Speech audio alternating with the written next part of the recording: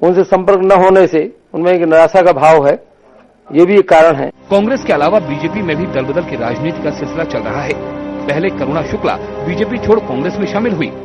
माननीय श्री अटल बिहारी वाजपेयी जी के अस्वस्थ होने के बाद एक ग्रुप विशेष ने जिस तरह भारतीय जनता पार्टी पर कब्जा कर लिया है, वो सहना मेरे जैसी कार्यकर्ता के लिए बहुत कठिन था और दुष्कर भी था।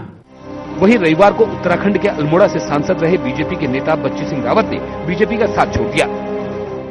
ये 23 फरवरी को पार्लियामेंट्री बोर्ड की बैठक हुई थी दिल्ली में, तब अपना उत्तराखंड की सीटें तय नहीं हो पाई और अभी फिर 8 तारीख को तय होनी थी, तब भी तय नहीं हो पाई, अब 13 तारीख को होनी है।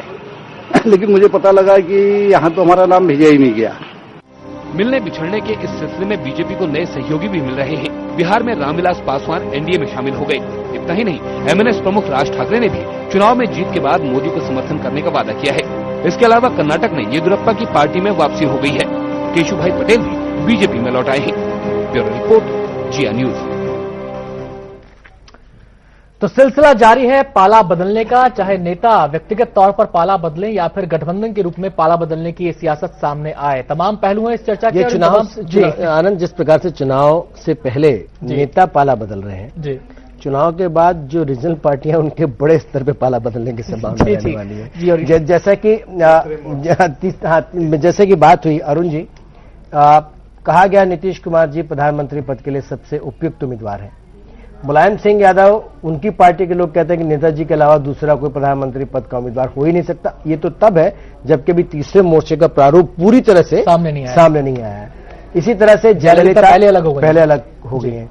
तो आपको क्या लगता है, जो जिस यूनिटी या जिस ख्वाब को लेकर नीतीश कुमार ने भारतीय जनता पार्टी को छोड़ा था, वो ख्वाब उनका पूरा हो पाएगा? मैं अभी आपकी इस बात के जवाब देने के पहले एक बताना चाहता हूं कि आप कह रहे हैं कि इंडिया का कुनबा बढ़ रहा है। मुझे कहीं बढ़ता हुआ नहीं दिखाई दे रहा है, सिवाय कहने के लिए एक रामविलास पासवान जी उनके साथ गए हैं। मैं पक्के उस पर कह सकता हूं कि रामविलास जी कोई खुशी से नहीं गए। कांग्रेस की हेकड़ी और लालू यादव की जो आदतें हैं, किसी से तमीज से नहीं बात करना, या उनकी पार्टी के लोगों द्वारा इससे जेडीयू में क्यों नहीं है, वो आपके पास क्यों नहीं है? इससे परेशान होकर के वो बीजेपी में गए हैं। तीसरा मोर्चा अब हमारे यहां क्यों नहीं आया? आपके या तीसरे मोर्चे में? नहीं, सुन तो लीजिए। लेकिन अब उनको भी पुत्र मोह हो गया है, अब वो अपने बस में नहीं है। और हर बड़ा नेता अगर उसका बेटा इस लायक हो गया हो तो अपने बस में नहीं है, अब वो पुत्रों के मोह में है। तो उनका बेटा समझता था कि शायद बीजेपी के साथ रहना ज्यादा अच्छा हो, यानी आपके साथ भविष्य सुरक्षित नजर नहीं आया। अच्छा, लेकिन अब तीसरे मोर्चे की बात करें जिसमें सभी प्रधानमंत्री पद के उम्मीदवार हैं। जहां तक तीसरे मोर्चे की बात है, आप जो बार बार कह रहे हैं नीतीश जी ने बनाया, नीतीश जी ने नहीं बनाया। नंबर 1, सभी पार्टी के लोगों ने मिलकर उसमें अगुवाई लेफ्ट फ्रंट ने किया था। इन लोगों ने मिलकर के तय किया कि मतलब हम लोग मोदी को चुनौती देने के लिए आखिर हम लोग को इकट्ठा होना चाहिए, तभी पब्लिक विश्वास मानेगी। जहां तक प्रधानमंत्री की बनने की बात है, अब मुलायम सिंह अगर अपने वर्कर को कहेंगे कि मैं प्रधानमंत्री बनूंगा, तो उनका वर्कर बड़े उत्साहित होकर के उनको लिए काम करेगा। शायद इस लालच में खाली कि उनकी सीट बची रहे, तो यानी कि भ्रम की स्थिति में वर्कर से काम कराना चाहते हैं। सही भी है। और दूसरी चीज, मान लियो वो सोच भी रहे हो मन में, इसमें हर्ज क्या है? इतने साल का राजनीतिक जीवन है, वो अपने मन में भी यही कह रहे हैं। एक मिनट सुनिए, नीतीश कुमार नहीं कह रहे हैं, मुलायम सिंह कह रहे हैं। उन्होंने कहा नीतीश जी ने कहा, नीतीश ने बताया, एग्जाम्पल देके कहा कि मुझे संसद का भी अनुभव है, मुझे राज्य का भी अनुभव है। मैं बता रहा हूं आपको जी।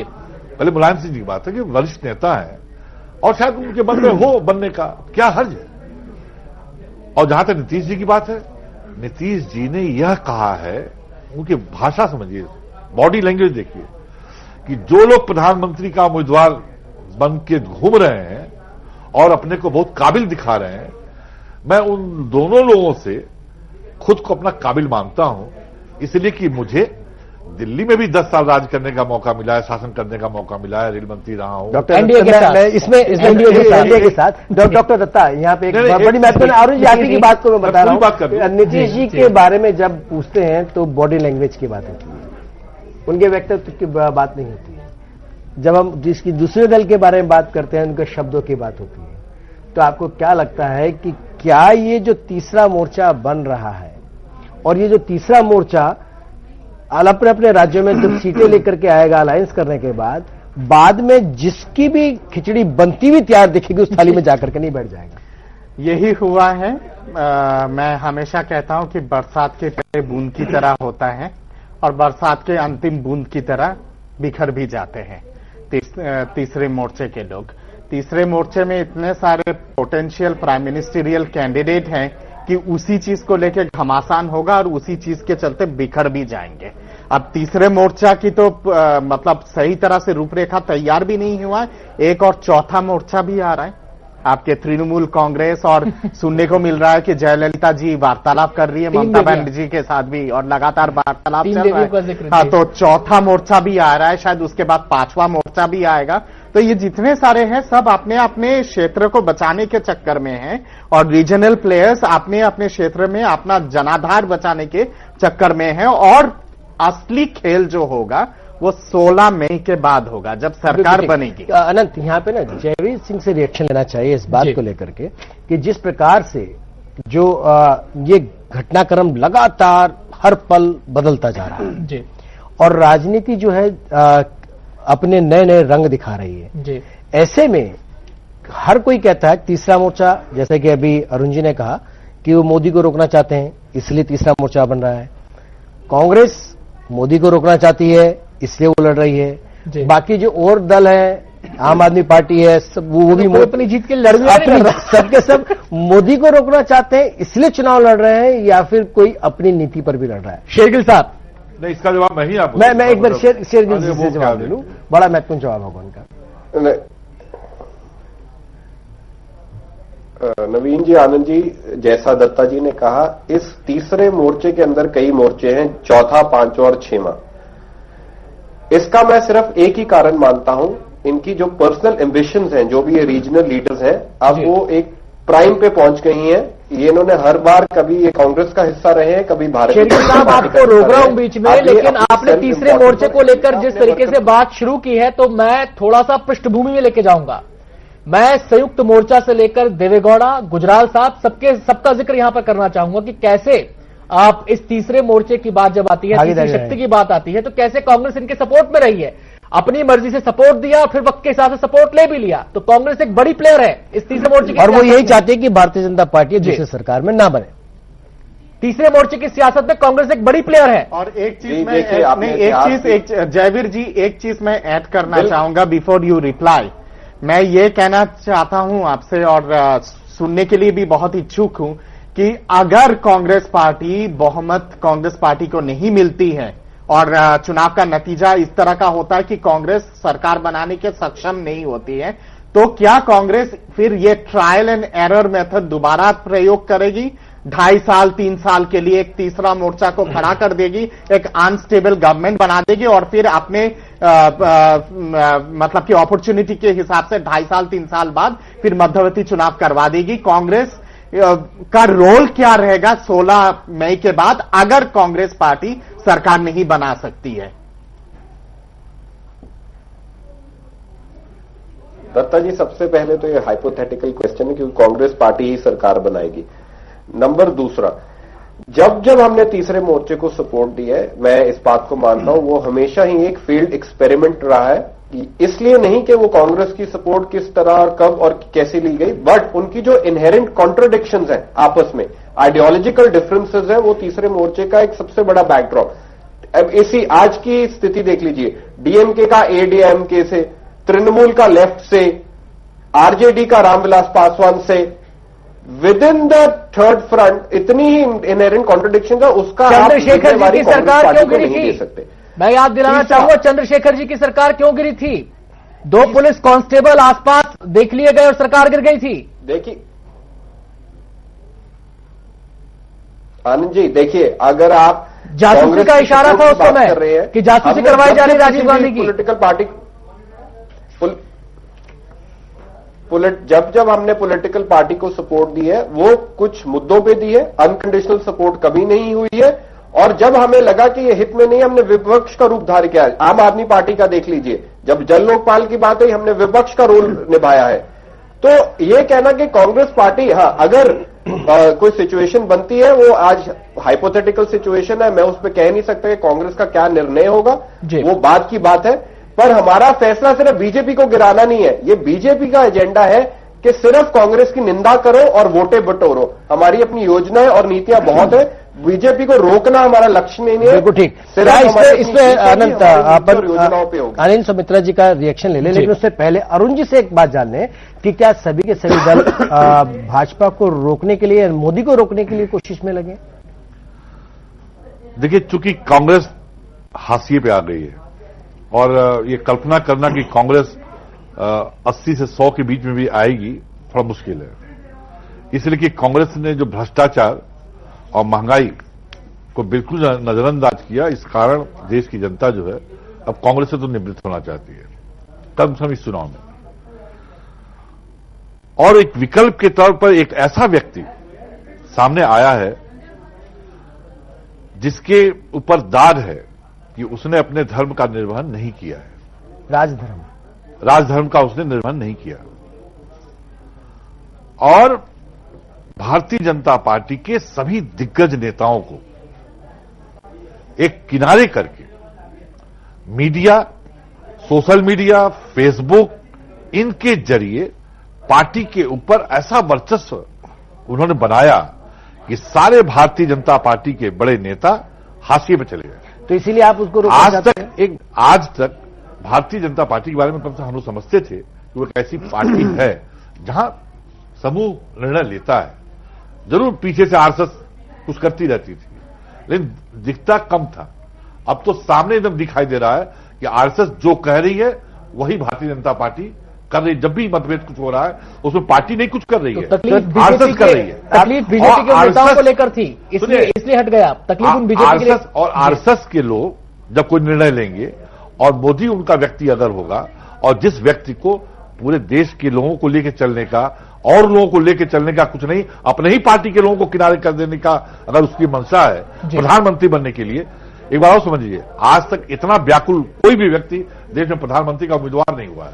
ये पहली बात जो है, एक व्याकुल व्यक्ति एक चीज किसी भी कीमत पर बनना चाहता है। एक चीज मुझे, मैं बहुत उतावला हो रहा हूं एक चीज बोलने के लिए। जनता दल यूनाइटेड को 18 साल लग गया था ये पता लगाने के लिए कि नागपुर से फरमान जारी होता है भाजपा में।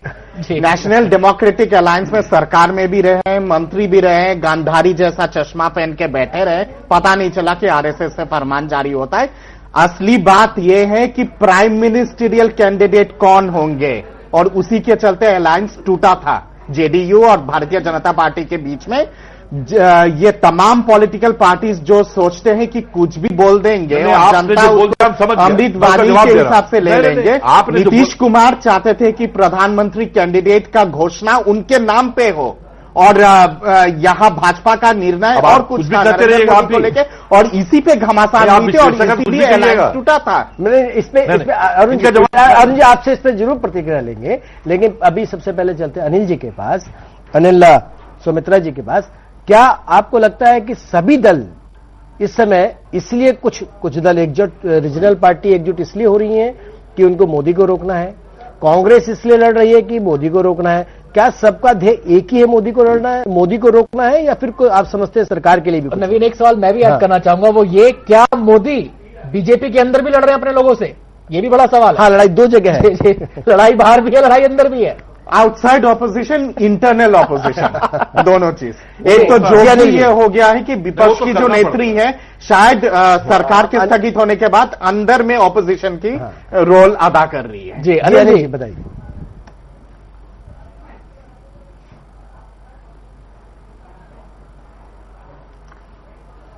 दूसरे सवाल का जवाब मैं पहले दे देता हूं।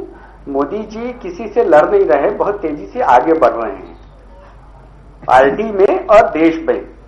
इसका एक जो मनुष्य की जो स्वाभाविक एक ईर्ष्या की जो एक भावना होती है कि प्रतिस्पर्धा में हम कहीं पीछे रह जा रहे हैं, तो वो थोड़ा सा उसकी झलक कहीं कहीं दिखती होगी और मीडिया में ज्यादा दिख रही है। उसके अलावा और कोई बात नहीं है। जो जहां तक पहले सवाल है जिसमें आपने कहा कि जो लोकल या क्षेत्रीय पार्टियां हैं वो क्या उनका एक ही एजेंडा है कि वो मोदी को रोकना है कि इसमें मेरा ये कहना है कि कांग्रेस का एजेंडा अलग है। कांग्रेस ने हमेशा ये फूट डालो और राज करो, क्योंकि उनका सारा उनकी ट्रेनिंग जो है अंग्रेजों से हुई है और अंग्रेजों की भी यही नीति थी कि यहाँ के जो ताकतें हैं, राजनीतिक ताकतें, उनके भीतर फूट डालो और अपना वर्चस्व स्थापित करो और अपना शासन स्थापित करो। कांग्रेस ने एक नीति बखूबी अंग्रेजों से सीखी और उसको वो लगातार इंप्लीमेंट कर रहे हैं और जहां जैसा मौका लगता है वो जिस पार्टी के साथ, जिस नेता के साथ गठबंधन करना है, साथ में लेना, वो ऐसा करते हैं। जहां तक रीजनल पार्टियों की बात है, वो भाजपा की बढ़त देखते हुए और उनको ये लग रहा है कि उनके लिए एक अपना एजेंडा जो है वो बीजेपी का एजेंडा और उनका एजेंडा कहीं सिमिलर लग रहा है, एक साथ लग रहा है, इसलिए वो कोशिश कर रहे हैं कि इनके साथ गठबंधन की जाए और बाकी जो फ्रंट जितने बन रहे हैं उनकी हालत बनने से पहले बिखर रहा तैयार हो। अनिल जी, आखिरी 3 मिनट हैं और सभी मेहमानों से हमें एक आखिरी प्रतिक्रिया लेनी है। शुरुआत हम करेंगे एसके दत्ता जी से। दत्ता जी, फिलहाल जो चुनावी बेसात है इसमें हम प्रीपोल अलायंसेस की बात कर रहे हैं, वो व्यक्तिगत तौर पे भी है, पार्टियों के तौर पे भी है, लेकिन क्या लगता है जो सियासी सिचुएशन बनी हुई है उसके हिसाब से कि यहां पर महत्वपूर्ण प्रीपोल होने जा रहा है या पोस्टपोल होने जा रहा है? एक और इसके साथ साथ कि प्रीपोल पोस्टपोल के साथ साथ जो विद इन पार्टी जिस प्रकार से जो भगदड़ चल रही है, 110 है, हाँ, तो वो भी क्या यही कारण है क्या? ये बिल्कुल एक कारण है 110 जिस हिसाब से हो रहा है और 110 क्यों हो रहा है उसका डेफिनेशन जानना जरूरी है। जैसे मैंने शुरू में कहा था राइजिंग सन और सेटिंग सन। और दूसरी बात यहाँ पे ये है कि प्री पोल अलायंस और पोस्ट पोल अलायंस दोनों चीज ही महत्वपूर्ण होगा, इसमें कोई दौराय